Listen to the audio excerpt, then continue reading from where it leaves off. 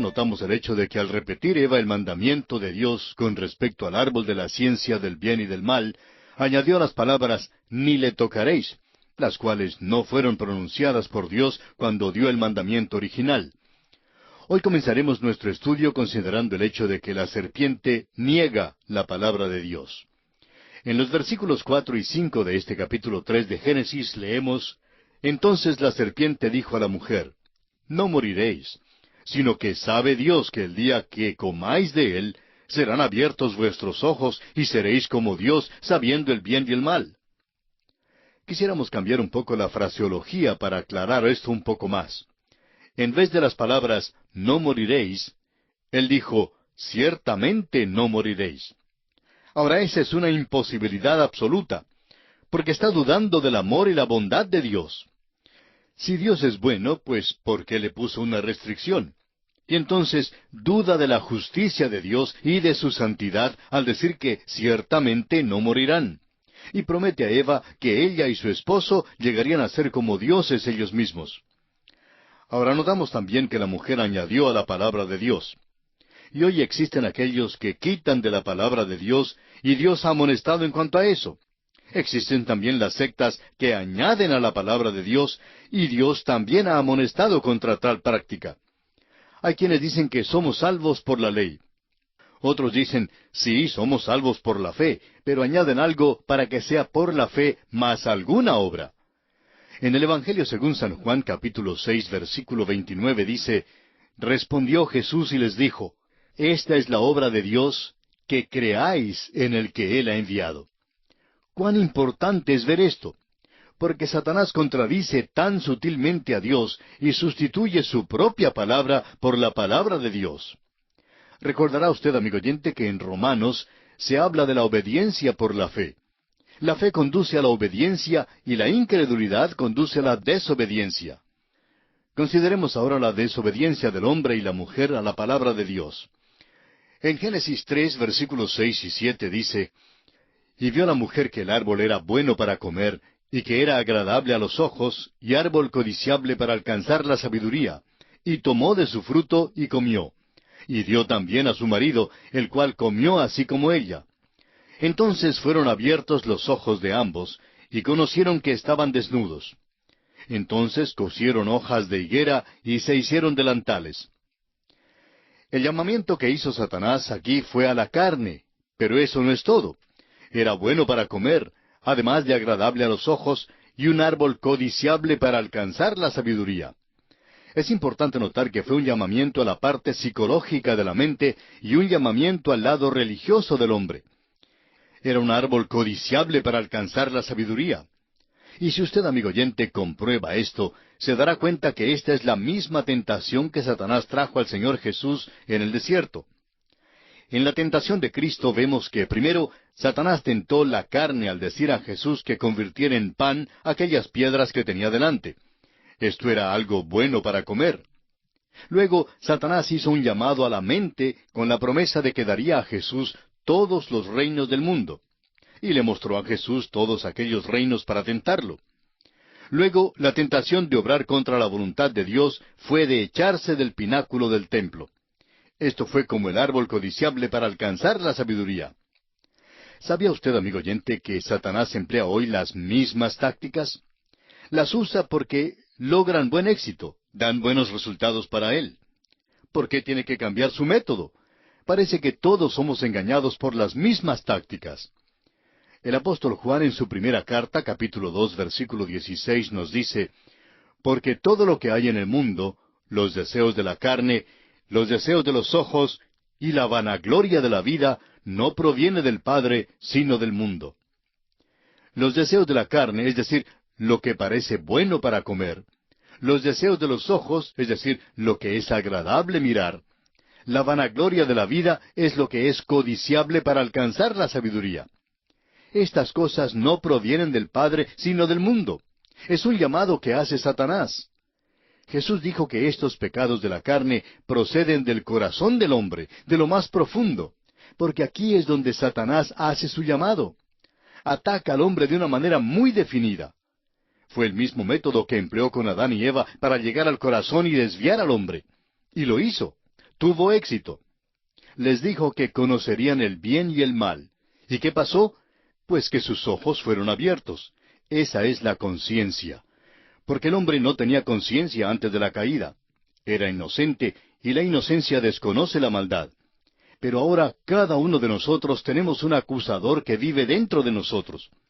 Los psicólogos dicen que todos tenemos lo que ellos llaman un complejo de culpa. Un destacado psicólogo cristiano dijo en cierta ocasión que el complejo de culpa es una parte del hombre tanto como lo es su brazo derecho, y que no se puede quitar el complejo de culpa por medios psicológicos, de la misma manera que no se puede quitar el brazo a menos que sea amputándolo. Notamos ahora que nos dice este pasaje que conocieron que estaban desnudos. Aquellas hojas de higuera que ellos tomaron les encubrió, pero no les cubrió de veras. No confesaron su pecado y culpa, sino que simplemente trataron de encubrir su pecado. Notemos ahora que Dios desea la comunión con el hombre. Los versículos 8 y 9 de este capítulo 3 dicen, «Y oyeron la voz de Jehová Dios que se paseaba en el huerto al aire del día. Y el hombre y su mujer se escondieron de la presencia de Jehová Dios entre los árboles del huerto. Mas Jehová Dios llamó al hombre y le dijo, ¿Dónde estás tú?» ¿Se ha fijado usted, amigo oyente, que el árbol que se menciona aquí específicamente es la higuera? Se nos dice que ellos cosieron hojas de higuera. Y a propósito, el árbol de la ciencia del bien y del mal no fue manzano, como dicen algunos. No sabemos qué clase de árbol fue, pero cosieron hojas de higuera. No estaban listos para admitir su condición perdida. Y esa es precisamente la condición del hombre en nuestros días en lo que respecta a su religión. Lleva a cabo los ejercicios y rituales y se hace miembro de la iglesia y llega a ser muy religioso. Pero, ¿ha notado usted que Cristo maldijo la higuera? Eso es muy interesante. Y a propósito, Él denunció la religión inmediatamente después de eso. Y la denunció con todo su ser. Y es que en esta tentación, Satanás quería interponerse entre Dios y el alma del hombre. En otras palabras, quiso destetar al hombre de Dios. Quiso ganar al hombre para él mismo, y él mismo quiso convertir al hombre en un Dios. Las tentaciones de la carne que nos llaman tanto la atención no le habrían llamado la atención a Adán. No fue tentado a robar, ni a mentir, ni a codiciar, sino a dudar de Dios. Sin embargo, al seguir nuestro estudio, nos damos cuenta que el dudar de Dios es el problema básico. ¿Cuál fue la dificultad que tenía el joven rico cuando llegó a hablar con Jesús? No creyó. En la parábola del sembrador, la semilla no cayó en buena tierra. La cizaña que se menciona en otra parábola es el producto de la incredulidad. Satanás siempre siembra esta duda en cuanto a la palabra de Dios y todavía lo hace en nuestros días. ¿Cuál es el método que emplea Satanás para conseguir que dudemos de Dios? Primero, Adán y Eva vieron que era bueno para comer, y luego que era agradable al ojo y que era codiciable. Satanás obra desde afuera hacia adentro, del exterior hacia el interior. Dios siempre comienza con el corazón del hombre. ¿Se ha dado usted cuenta de eso, amigo oyente? La religión es algo que se puede frotar al exterior, pero Dios no comienza con la religión. Y es necesario que hagamos una distinción aquí. El cristianismo no es una religión. El cristianismo es Cristo mismo. Hay muchas religiones, pero el Señor Jesús llegó al fondo del problema. Él dijo, «Os es necesario nacer de nuevo».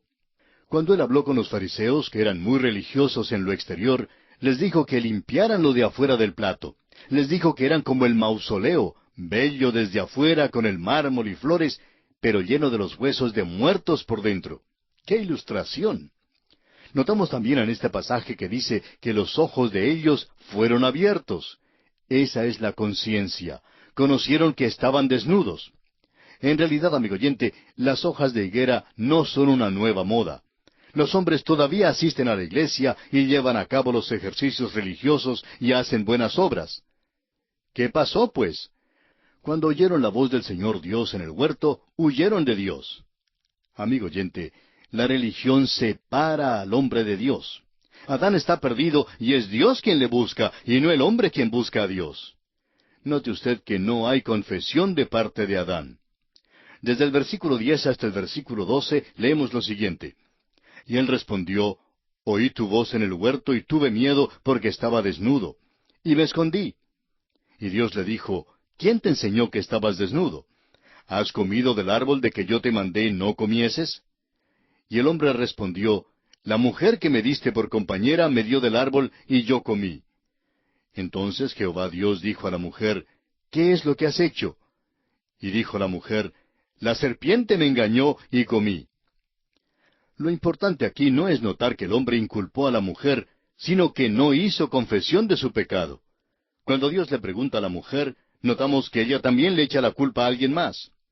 Pero vemos aquí que el hombre, esta criatura que Dios ha hecho, se ha desviado de él, y Dios tiene que arreglárselas con él. Y entonces tiene que juzgarlo. Y esto nos conduce a la consideración del plan de Dios para el futuro. El versículo 14 de este tercer capítulo de Génesis dice, y Jehová Dios dijo a la serpiente, por cuanto esto hiciste, maldita serás entre todas las bestias y entre todos los animales del campo, sobre tu pecho andarás y polvo comerás todos los días de tu vida. Ahora, todo lo que podemos decir en cuanto a esto es que la serpiente ciertamente no fue una criatura escurridiza de esas en que pensamos hoy día. Fue diferente al principio. Y Dios entonces pronunció este juicio sobre ella. Dios sigue y pronuncia una sentencia sobre Satanás que tiene un efecto tremendo sobre el hombre. Y aquí hay un versículo que debiéramos aprender de memoria. En realidad es la primera profecía en cuanto a la venida del Mesías, el Salvador del mundo. Este es el versículo 15 de este capítulo 3 de Génesis, y dice así, y pondré enemistad entre ti y la mujer, y entre tu simiente y la simiente suya. Esta te herirá en la cabeza, y tú le herirás en el calcañar. Existe enemistad entre Satanás y la mujer. Su semilla que había de venir es Cristo. Hay una seguridad aquí de que se alcanzaría la victoria final. Pero nos preguntamos si el pensamiento sobresaliente que se expresa aquí no es en realidad la larga y continua lucha. Revela el hecho de que ha de ser una lucha prolongada entre el bien y el mal.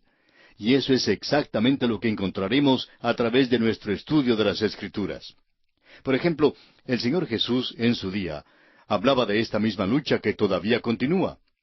En el Evangelio según San Juan, capítulo 8, versículos 44 y 45, leemos, vosotros sois de vuestro padre el diablo, y los deseos de vuestro padre queréis hacer.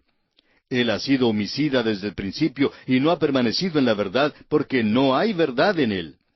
Cuando habla mentira, de suyo habla, porque es mentiroso y padre de mentira. Y a mí, porque digo la verdad, no me creéis.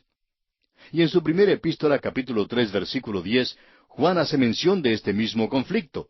Dice, en esto se manifiestan los hijos de Dios y los hijos del diablo. Todo aquel que no hace justicia y que no ama a su hermano, no es de Dios. Encontramos pues aquí ante nosotros el hecho de que hay un conflicto, una lucha, dos semillas en el mundo. Pero notamos también que habrá una victoria final. Sin embargo, aquí se enfatiza lo prolongado de la lucha. Todos tenemos que enfrentarnos con la tentación y hay que ganar la victoria. Antes de que Cristo viniera, la victoria se obtenía por la obediencia a la fe. Después de la venida de Cristo, tenemos que identificarnos con Cristo por la fe. ¿Qué quiere decir ser salvo? Significa estar en Cristo. El hombre es uno de los tres órdenes de la creación: los ángeles, los hombres y los animales. A los animales no les fue dado ninguna elección, pero a los hombres y a los ángeles sí les fue dado una elección. Y vemos aquí la elección del hombre. Es responsable de la decisión que ha hecho aquí. Notemos algo más. Habla aquí de la simiente de la mujer, no habla de la simiente del hombre. Y esto nos sugiere por primera vez el nacimiento virginal. Dios fue al huerto buscando al hombre y dijo, ¿dónde estás tú? Cualquier antología de religión tratará de decir que el hombre juzgaba a Dios. Pero amigo oyente, esa no es la manera en que Dios lo dice, y digámoslo como es. La salvación es Dios buscando al hombre. El hombre huyó de Dios, y Dios dijo, ¿dónde estás tú? El Dr. Griffith Thomas dice, este es el llamamiento de la justicia divina que no puede pasar por alto el pecado. Y es el llamamiento de la tristeza divina que se apesadumbra en cuanto al pecador. Es también el llamamiento del amor divino que ofrece redención del pecado. Todo esto se encuentra aquí en este versículo. Es la promesa de la venida del Salvador. y esto es lo que se pinta a través de todas las Escrituras. El apóstol Pablo escribió en su carta a los Romanos capítulo 3 versículo 11, «No hay quien busque a Dios». El Señor Jesús dijo, según el Evangelio de Juan capítulo 15 versículo 16, «No me elegisteis vosotros a mí, sino que yo os elegí a vosotros». Y nosotros podemos declarar con Juan en su epístola que le amamos a Él porque Él nos amó primero. Dios busca al hombre y le ofrece la salvación, pero ha de acontecer una larga lucha y continua, y creemos que este punto es muy claro. Es pues necesario que todo hombre haga su propia decisión. Ahora el versículo 16 del capítulo 3 de Génesis nos dice, «A la mujer dijo, multiplicaré en gran manera los dolores en tus preñeces, con dolor darás a luz los hijos, y tu deseo será para tu marido, y él se enseñoreará de ti». Notamos aquí la sentencia de la mujer. No puede dar a luz sin sufrir dolor alguno. ¿No es extraño que esto sea verdad? La misma cosa que trae alegría a la vida y que perpetúa la familia humana ha de venir por medio del dolor. Así es la vida, y el hombre tiene que aprender esto. Veremos en el próximo capítulo que no lo aprendió tan rápidamente como debió haberlo aprendido. Ahora los versículos 17 al 19 del capítulo 3 de Génesis dicen, «Y al hombre dijo, por cuanto obedeciste a la voz de tu mujer, y comiste del árbol que te mandé diciendo, no comerás de él, maldita será la tierra por tu causa, con dolor comerás de ella todos los días de tu vida. Espinos y cardos te producirá, y comerás plantas del campo. Con el sudor de tu rostro comerás el pan hasta que vuelvas a la tierra, porque de ella fuiste tomado, pues polvo eres, y al polvo volverás». Esta es la sentencia del hombre. La sentencia es la muerte. No resultó de inmediato en la muerte física. Pero, ¿qué es la muerte? La muerte física es la separación de la persona. El espíritu y el alma se separan del cuerpo. En Eclesiastés capítulo 12, versículo 7 leemos, «Y el polvo vuelva a la tierra como era, y el espíritu vuelva a Dios que lo dio». El hombre ha de ser responsable ante Dios si se salva o se pierde. Deberá responder a Dios. La muerte es la separación. El apóstol Pablo escribió a los Efesios que habían estado muertos en pecado. No estaban muertos en un sentido físico, sino muertos espiritualmente, es decir, separados de Dios. En la parábola maravillosa del Hijo Pródigo, que nuestro Señor Jesucristo contó acerca del hijo menor que se alejó de su padre, notamos que cuando regresó el hijo menor, el padre dijo al hijo mayor, «Porque este mi hijo muerto era, y ha revivido».